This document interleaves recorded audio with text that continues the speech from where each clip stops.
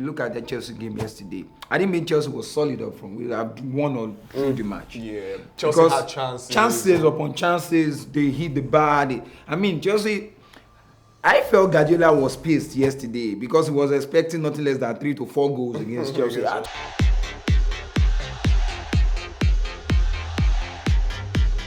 Welcome back to yet another episode of Shangalo. This is a big episode. The fat lady has sang, the jig has gone skywards, and Manchester City are champions for the third time in 3 straight years. What are your thoughts? I mean, personally, I'm not smiling because It's actually very serious. it just is what it is right now. Manchester City have done the 3-peat, right? Yeah. Only one other club has done it. Manchester United. Manchester United have actually done it twice. So this is the third 3-peat in Premier League history. It's a very rare feat. Yeah. Very rare feat. But yeah, it does say a lot about Pep Guardiola. It does say a lot about what that Manchester City squad is. Yeah. But I mean, as you always say, Shobzi, that squad and their achievements are tainted by the financial doping. Financial doping. Yeah. That's a whole conversation that needs to be had. I'm really hoping that they can, the case is currently in court. I really hope they can, just expedite everything and let us know what for certain what has actually gone on before our eyes. But as it stands, 113 or 115 financial breaches and stuff. So yeah. It's as expected. We all expect Man City to win the league because if you want to compete in the league, you have to compete with just only Man City. Look at that. And Arsenal tried their best. Actually, they performed above my expectation this season. Yeah, definitely. And the job was bottled it at the end of the day. I'm a Chelsea fan. I'm so happy they bottled it. So congratulations to Man City, and the job is far from finished. They're still chasing more history this season. Another historic feat which hasn't been seen by any Premier League side except Manchester United. It's only happened once in English football in the Premier League era, and that is the treble. They've got the Champions League final and the FA Cup final to come. So it's straight back to business for City. They can't even get drunk on this. I'm sorry to say this, but some people were shouting treble. It's which people? Oh, the budget treble. It is what it is. Treble. It is what it is. But Manchester City are shooing to actually go on and win this treble. They're favourites for treble. They're favourites for both trophies. Wow. They're way better than Manchester United. They seem to be not seem to be. They seem to be the best. Or let me say, seem to be the best team in Europe at this point. They probably are. Yeah. They're probably going to blow Inter Milan out of the park. Of course. But there's that poetic sort of thing that football just has, right? If there's any team that can actually stop Manchester City, you think that it can be Inter Milan, right? With the way they play, they're pretty solid in defense, and they just need that one opportunity. And they have good attackers. And they have very good attackers.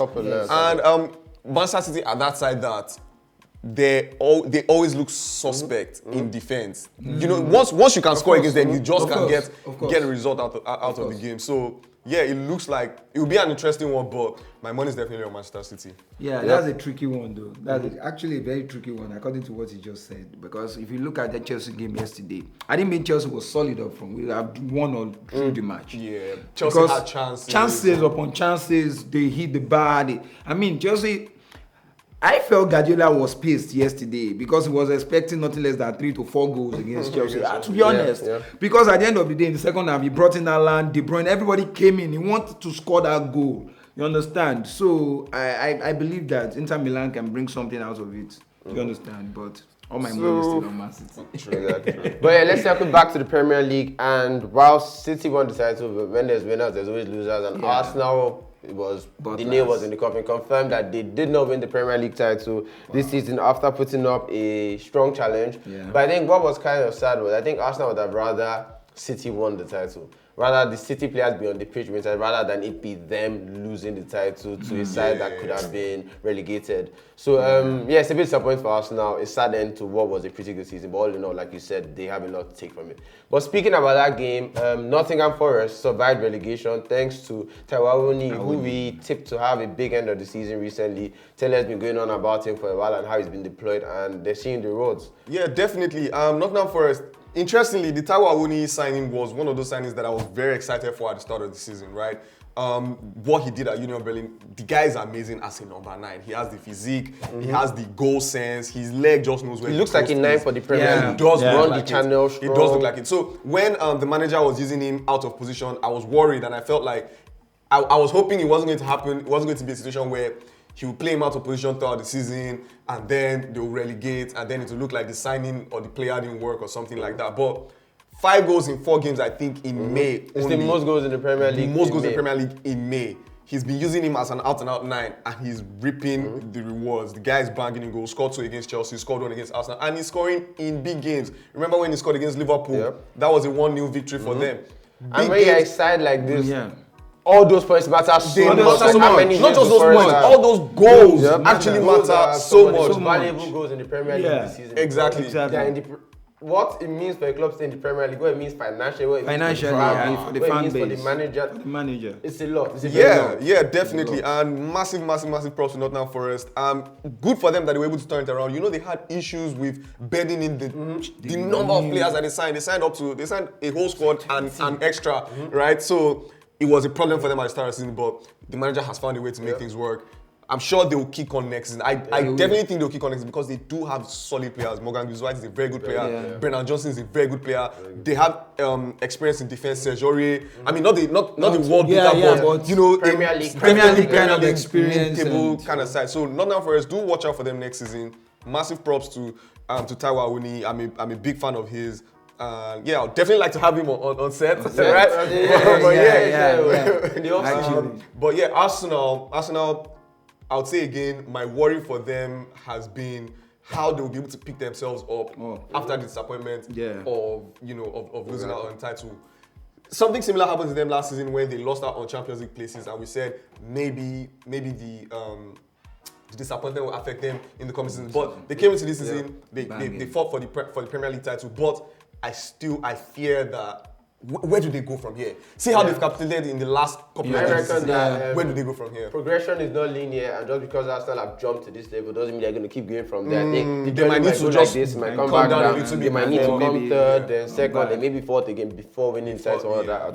Yeah. But like we can't. Great progress from Arsenal. Congrats us. We've laughed enough. We might still laugh in the future. You're right. But you have to give them their props. But, No, they deserve. Let's move a little lower in the table and speak of something historic that's happened. I believe this is Chelsea's lowest finish in the Premier history League, of or I'm talking about the history in of a the very football long club. time. Chelsea It's a have very finished bad 10th and they are banging mid-table. Yeah. We have a Chelsea fan here. What do you think? It's terrible. It's one of the worst seasons I've ever witnessed as a Chelsea fan, and the history of the club actually. So I think the whole season started when the sack Tuchel, and I think the problem is majorly from the owners. They caused this problem for Chelsea Football Club. And in January, you signing 8 players or more. And you're not selling any. Do you understand? You didn't offload players, and everybody was there. So I have a bloated squad of 31-man player, and out of 31, you have just 11 to pick. Do you understand? Even if it's Guardiola that is coaching Chelsea, we have problem. Do you understand? So that's major reason why we are there, and we employ also a bad coach that is not even enough as the charisma to coach a club like Chelsea. Do you understand? So it's a lot of problems. I'm very sure with the signing of Pochettino, we all assume, I'm going to say Chelsea next season will be definitely better than this season, obviously. Because right now they are planning to offload like 10 to 11 players going off. And right now I think Loftus-Cheek is going to AC Milan, almost done. And players like Pulisic and everybody, they are leaving. So even I had Kai Havertz will be sold. Pretty much the whole squad. The whole squad. Gallagher is 50 million to Newcastle or something. Wow. They are on that deal too. So I think Chelsea is going to make more money next season, and Chelsea will be better.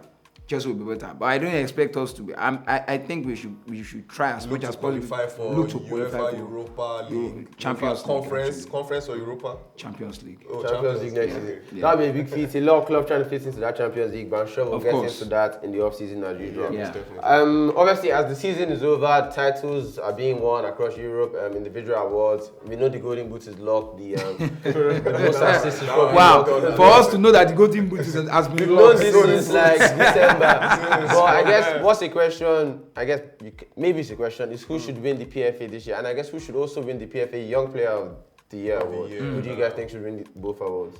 So I think the both awards, not being biased with what I've seen, you understand. So I would deserve. Alan deserves to win. Alan, PFA Player of the Year. PFA And player, young player PFA for young me, player. I think deserve people both, might say you because understand? he's so established, maybe he shouldn't be the young player category. No, But I think no. if you're the best player in the world as a young player, as a young player, you're he just the deserves it. best. Like Cristiano He's just Ronaldo the did best. it, Yes. and he's that level of talent. Yeah, he's doing what he did. And he has set record this season. Yeah. also. You understand? Set record and even broke the record. I mean, So yeah, let us know who you guys think should win the individual awards. But quickly moving on from England, big things are still happening in the Bundesliga. Dortmund are one win away Yes. after Bayern dropped some more points. It will be the first time they win the title in over 10 years. It's a very historic season for Dortmund. Yes, first time Dortmund are likely to win the title in 11 years actually since Jurgen. And I just want to point out Sebastian Haller. Sebastian Haller has had a wonderful run of games and he's scored like 4 goals in 3 games now. Of course, remember he came back from the cancer situation, growing cancer or thereabouts, and that's just what's making me happy. Massive story, exciting, and of course, it's good to see that the Bayern hierarchy has sort of placed a foot wrong, right? In sacking what's his guy's name? Nagelsmann, and then getting Tuchel. Yeah. They lost out on the Champions League. They're losing out on the Bundesliga. They lost out on DFB Pokal. They're probably going to go at the end of the season winning nothing. And that is a disaster. So that comes to my disaster for question. Bayern. Sorry. This comes to my question. Like, are they going to have the same problem Chelsea is having this season? I don't believe so.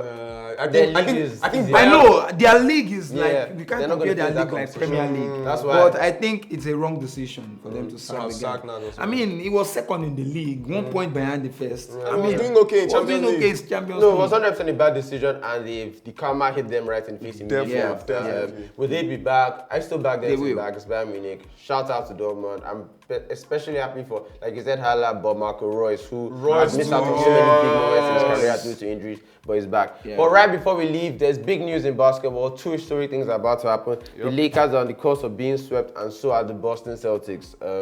It's surprising stuff. No one have seen this coming, but we're going to keep an eye on that. Yeah, definitely. And remember, Miami Heat themselves did not play excellently well during the season, right? So I mean, it's interesting to see. It matters. Right? It's just good. It's just good to see. And Jimmy Butler is just having the game. He's having the period of his life, He really and it's big. So thanks for yet another episode. We'll keep you posted on everything we've discussed, and let us know your thoughts on who should win the PFA, if City's title is tainted, maybe not, and your predictions for the NBA. Yeah, most definitely. Peace. Peace.